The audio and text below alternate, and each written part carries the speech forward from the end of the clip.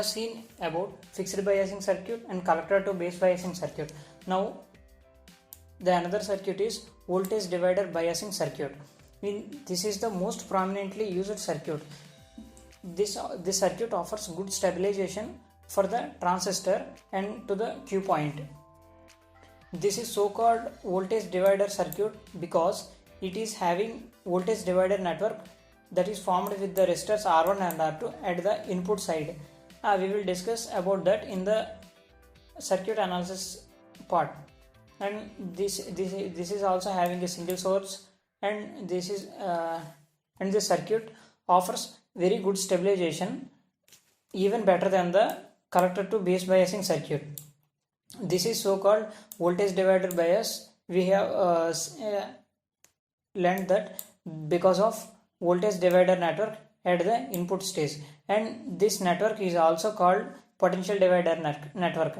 And this circuit is also called, and this model is also called self biasing model, because the resistor which is connected is biasing the transistor. Let us see how it is in the.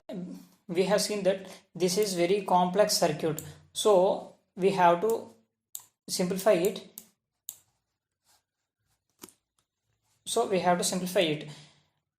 To simplify it, we have to know about some theorems, that is Thevenin's theorem. We have seen about Thevenin's theorem in the networks. So applying Thevenin's theorem at the input stage, we can convert this circuit into a simple circuit. That is, we are getting voltage that is used for this forward biasing the emitter base junction is nothing but the voltage drop across the resistor R2.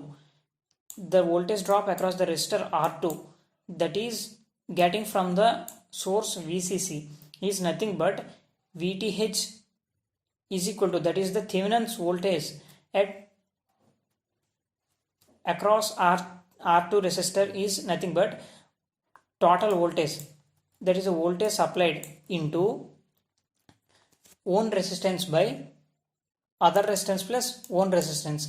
This is the formula for Thevenin's voltage. We have seen this in networks. So the Thevenin's voltage equation is nothing but VTH is equal to VCC into R2 by R1 plus R2. That is the voltage that is provided by the R2 resistor to forward bias the base emitter junction.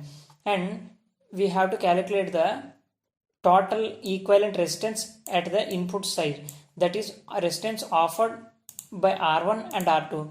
We have seen that this is the point and these two are in parallel. So the resistance, equivalent resistance R1 R2 by R1 plus R2, we can replace this base resistor with Thevenin's resistor, that is RTH, and the voltage drop across R2 is nothing but VTH, that is VThevenin's. This is a simple circuit, and we can analyze the other things, that is the KVL equations and stability factor from this circuit, because this is just the simplification of this circuit.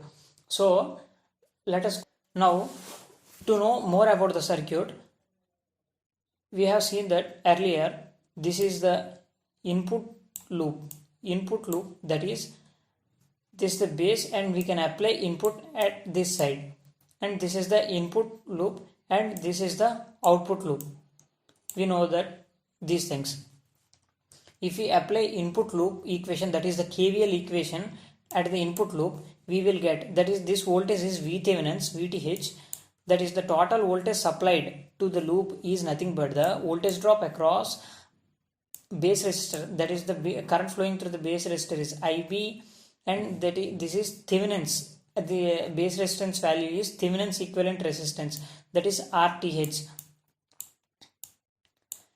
The total voltage drop across the base resistor is nothing but IB into RTH plus the base to emitter voltage. This is also a voltage drop, that is VBE. This is the VBE voltage, and voltage drop across emitter to emitter resistor, that is current flowing through the emitter is IE, and resistance value is RE. Thus the voltage drop is IE into RE. This is the input KVL equation. Now if we simplify this, we will get VTH is equal to I by RTH. This is same, and VBE, this is also same. And we know that IE, that is the emitter current, is equal to sum of collector current plus base current. These two things are flowing through the flowing to the emitter. So here IE is replaced with IB plus IC. We know that IE is equal to IB plus IC, so we have replaced IE with IB plus IC. We had known that IE is approximately equal to IC because base current is very small as compared to IC, so we can neglect this base current. So IE will be equal to approximately IC. Now keep it aside. From these two terms, we know that gain of a transistor is nothing but IC by IB.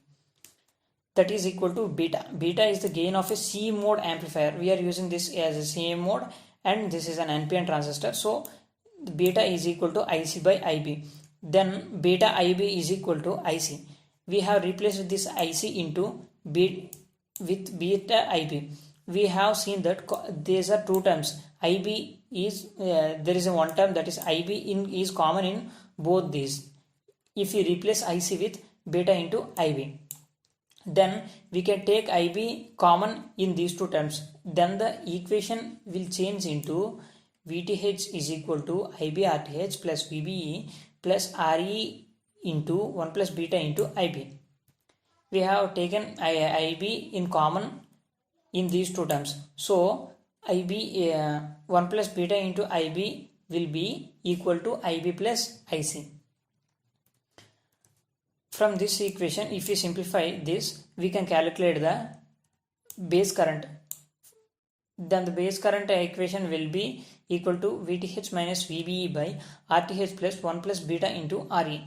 We can neglect the VBE because it is very small as compared to VTH, and 1 plus beta is nothing but that is also very less closer to beta. So we have replaced this 1 plus beta with beta and VTH minus VBE with VTH. Then the base current equation will be IB is equal to VTH by RTH plus beta into RE. That is the equation for IB, base resistor.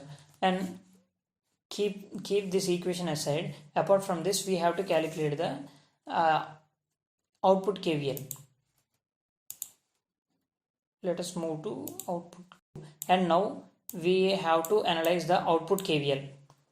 This is the output loop of a C mode of a voltage divider by a circuit.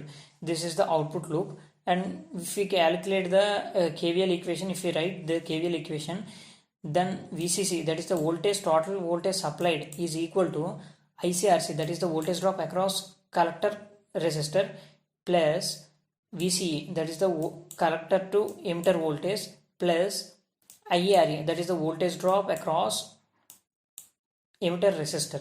This is the complete KVL equation of the output loop voltage divider. If we simplify this equation, then we will get VCC is equal to ICRC plus VCE plus ICRE. We have replaced this IE with IC because we have seen earlier that IE will be approximately equal to IC. If we take IC, we can observe that IC is in common with these in these two terms. So we can take IC as common in these two terms. Then if we transpose this equation, that is VCE to left hand side and VCC to right hand side, then we will get collector to emitter voltage equation, that is VCE is equal to VCC minus IC into RC plus RE. These two are resistance values, that is a collector resistance and emitter resistance. If you observe the loop equation, from the loop equation, if the collector current, that is the collector current, increases, then the base current decreases. This is because the IC, if the current increases, then the IC value increases, then the voltage drop across, that is IC into RE, will increases. This voltage drop across RE increases. This is the positive pole and this will be negative pole, and we have seen that this is the positive pole of this VTH and this is the negative pole of this VTH. And if we see this, if the increase in the voltage drop across the RE resistor will decrease the biasing potential, this will indirectly reduce the forward biasing potential at base to emitter junction. This will decreases the base current. This base current, we have seen that earlier about these things. IA, that is IE is equal to sum of current through IC. We have seen that IE is equal to, earlier we have seen that IA is equal to IC plus IB. From this equation, IE will be constant, because if the IC increases then IB decreases. These two balancing conditions will keep the IE near to the previous value. Thus this setup can keep the operating point stable even though the temperature increases. Here temperature increment will increase the IC through the increase in ICBO, that is the collector to base leakage current. Like this, the self biasing circuit will keep the operating point stable. Let us calculate the stability factor about of this self biasing circuit. Stability factor. If we want to calculate the stability factor, we have to calculate the first input KVL loop. This is the input loop. So the input KVL we have earlier seen, that is VTH is equal to IB RTH plus VBE plus RE into RB, that is the voltage drop across emitter resistor because of base current, and this is RE into IC, that is the voltage drop because of collector current across the emitter resistor.